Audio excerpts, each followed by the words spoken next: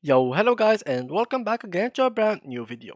In today's tutorial, we will see how to use AI to check if it can give us some future predictions. So, for example, let's go ahead first to your PC and then open any kind of browser and then open this website which is OpenAI.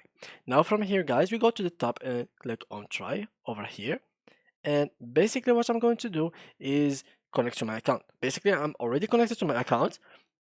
For you guys, you have to go and connect your account if you have it. If you don't, you just have to create a new one by using your Gmail account, Facebook or Twitter account. So it is pretty simple method. Now, what I'm going to do is check if it is working. So hi, hello, how can I help you today? Okay, can you give me predictions? I can give you prediction based on the information I have been trained on in the context of your question. However, please keep in mind that my prediction may not always be accurate and should not taken as fact. So, for example, let's say how many people are predicted to be on Earth by 2030. So, for example, according to the United Nations, the global population is projected to reach 8.5 billion by 2030. For example, let's see something else. Can you give me predictions about World Cup? Can you give a prediction about the World Cup based on the efforts I've been trained? But it's important to note that this prediction, okay, is highly competitive and many factors affect the account. It's dynamic.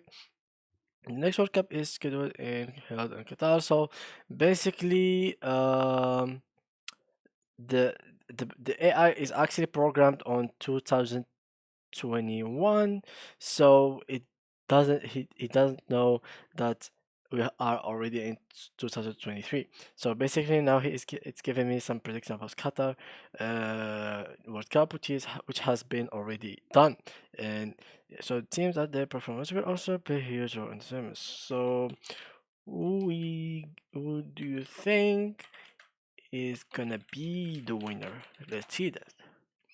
It's difficult to say who will win, as there are many strong teams around the world that are traditionally considered to be strong. For example, Brazil, Germany, Spain, and Argentina, but many others have shown, especially as the tournament is still far and there will be many events and tournaments that will happen before the World Cup. So it's hard to predict winner. Basically, sometimes it can give you the prediction and sometimes it will not give you prediction. So yeah guys, that's how you can actually use the AI as a prediction tool. So thank you a lot for watching and see you in the next video.